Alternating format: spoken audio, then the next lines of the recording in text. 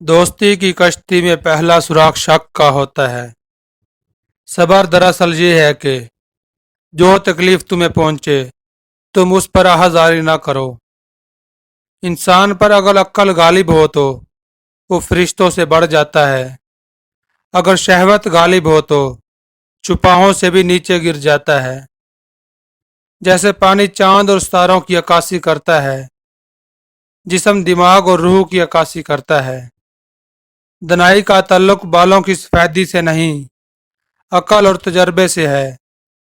दिल स्याह हो तो दाढ़ी के सफेद बालों की क्या औकात। अच्छी सूरत दिल को मुतासर करती है, जबकि अच्छी सीरत रूह को। आपके दिल में एक मोमबत्ती जलते रहने के लिए तैयार है। आपकी रूह में एक बातिल है, भरने के लिए तैयार है। आपको महसूस होता है, आप नहीं जानते। परहेज यकीनन दुआ की जड़। परहेज कर फिर अपनी रूह की ताकत देख।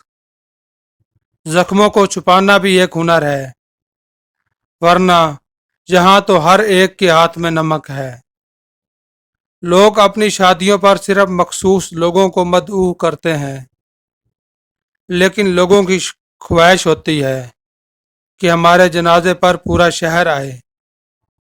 जिसने परेशानी के अंदर अपनी पेशानी को सजदे में रख दिया, वो फकीर बहुत दूर निकल गया।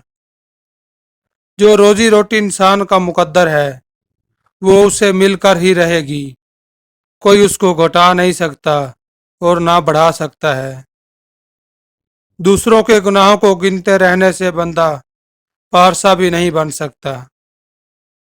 एक बड़ी तादाद ऐसे लोगों की भी मौजूद है जिनको सब कुछ समझ आता है, बस किसी के एहसास की समझ नहीं आती।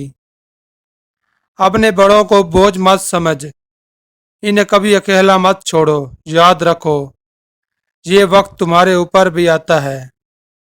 जो तुम्हारे पास माल है उसमें से 10% सदका दो और गरीबों मस्कीनों को खाना खिलाना शुरू कर दो।